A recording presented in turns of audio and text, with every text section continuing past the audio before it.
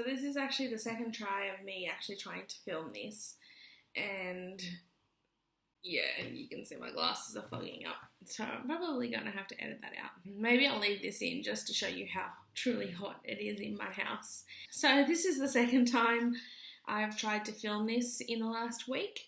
It's the Teaching Around the World tag. EJ Kafooples started this tag along with quite a few other YouTubers, YouTube teacher tubers around the world, and I thought I would join in. So definitely check out EJ's channel. I'll link it down below along with as many of the Teaching Around the World tags that I can find. And yeah, I might include some bloopers from the other day because I just have not been feeling very good. It always happens to me in the big holidays over Christmas time. It was through university. Even when I was at school, I would get sick in the holidays. Not during the term, really, more during the holidays. When I'm relaxing, I get sick. So, yeah, I might include a little bit of that. First question, and I'll see if I can put the questions up on the screen. What are your teaching goals for 2018? Well, I want to be better at marking my writing. I had a stage 3 class last year, and marking their writing is, to me, one of the most difficult things, because while there is wrong and right in terms of punctuation and things like that, a lot of the actual content of their writing is something that's subjective, and while I can mark curriculum according to the curriculum and the syllabus, and I can look and see what is and isn't there, I feel like I could give them better feedback and better guidance in terms of the content of what they're writing. So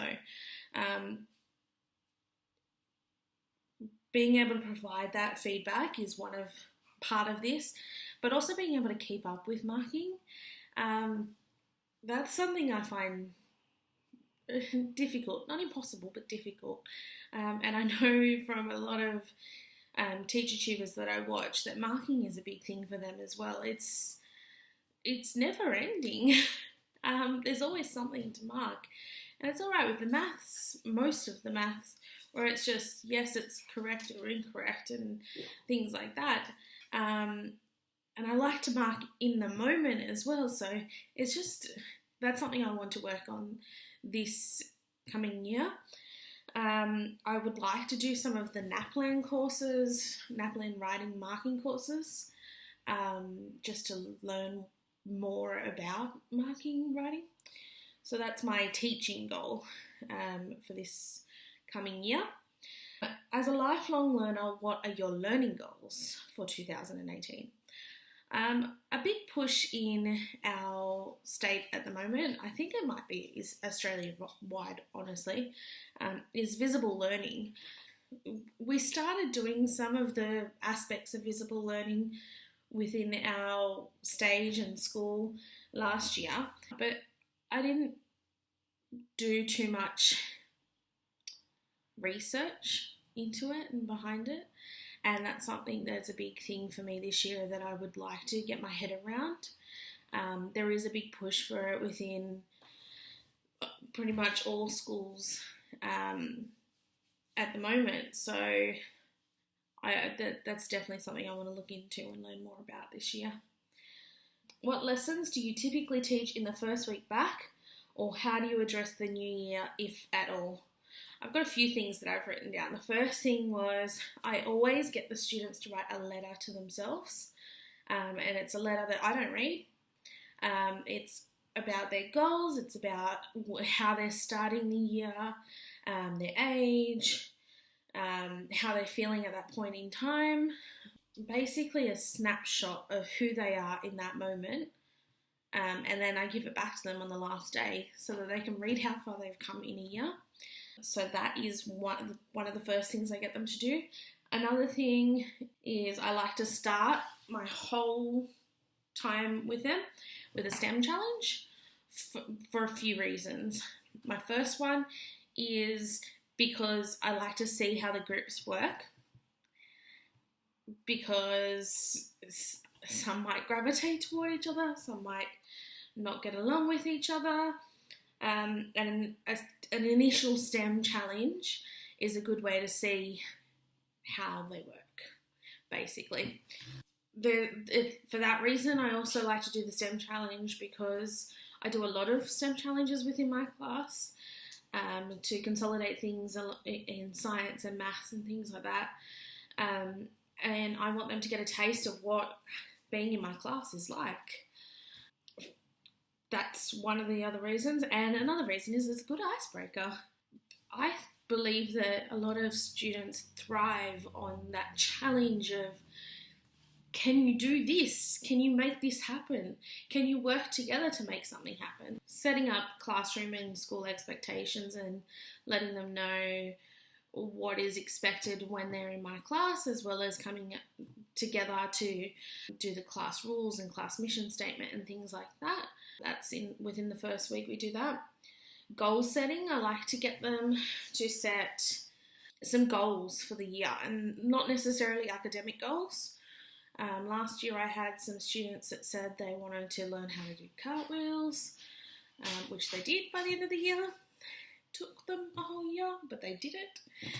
There was one that wanted to learn to be better at, what do you call that? I can't believe I just forgot what a fidget spinner was. The fidget spinner, flicking it from finger to finger. I could not think what that was called.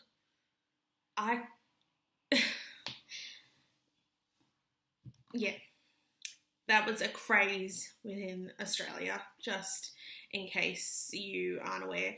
The big crazes last year, it was dabbing, fidget spinners, bottle flipping, this dance move, I don't quite get it. That was toward the end of the year. And what was the other one? Slime. That was the other big thing. I don't know if that's worldwide, but that was the crazes within my classroom throughout the year. So yeah, I can't believe I forgot what a fidget spinner was. I had to confiscate so many. Okay, I've got off track completely. Assessments is the other thing. We do a lot of assessments within the first couple of weeks. Reading assessments, math assessments, just finding out where our students are at, and what we need to do to plan for them in the upcoming term, and for the year. So that is the start of the year within my setting, within my classroom. Biggest challenges in January. I think the biggest challenges would be students testing the limits. I think I'm pretty good at knowing student names, and I'm in a small school, so I know most of the students coming through, but I know them by name, seeing them in the playground, but in the classroom, it's a little bit different. They don't know how you work, you don't know how they work, and I think they like to push the limits just to see how far they can go in the first couple of weeks. So knowing those limits, students testing limits, not knowing, and myself not knowing them well enough, not having that relationship built already. Now I know I worked hard on building relationships as a teacher out in the playground. It's easier to do in a small school, but yeah, I just feel like that's going to be the biggest challenge. That was the biggest challenge for me last year. In fact, managing behaviour was a big challenge over the whole year, but particularly in that first term. How do teachers celebrate New Year in my country? Well, first of all, we have 6 whole weeks. 6 whole weeks. I know that in America, I think it is, I know Pocketful of Primary, I was watching her vlog the other day, and they only got 1 week over Christmas. So I'm very, very, very fortunate to have 6 weeks. That said, we're into week 3 right now, and I am bored. I'm filling my time with doing a lot of things. I was sick for a little bit. I'm doing a lot of programming, setting up my, I'm doing a website, a website for my program this year. So I've been putting that together, filming my YouTube videos. I went into school yesterday and I'll be going in tomorrow. I took a camera to vlog, so look out for that. I've got to edit that and put that together. I have a few teacher friends and we do a Christmas party over the break. We just all get together, bring plates and stuff like that.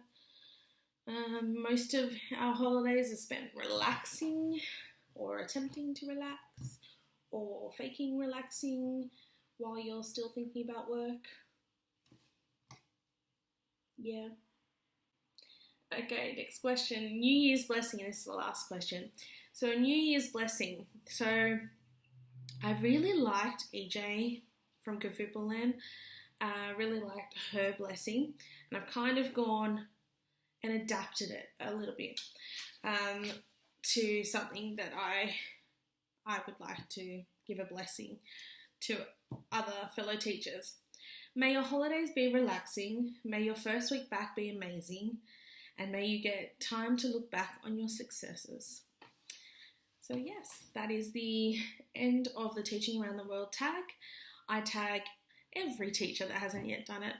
So I would love to see any teacher tuber doing this. Yeah, check out the teachers that I have linked below and their tags. They have some awesome channels. Subscribe to them, subscribe to me, like, share, comment, ring the notification bell. I'm trying to think of other things that other people mention that I neglect to mention most of the time. Just do any of that, and yeah, look out for my next video. It should be out soon, depending on the internet. Bye! Oh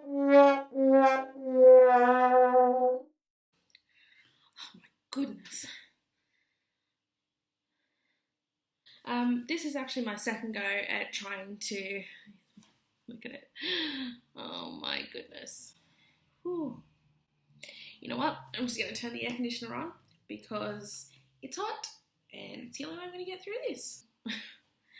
Thank you. Bye. Okay. Strike that. Air conditioner remote's gone missing, so looks like that's not happening. Okay. And I'm shaking my leg, so I've got to stop doing that.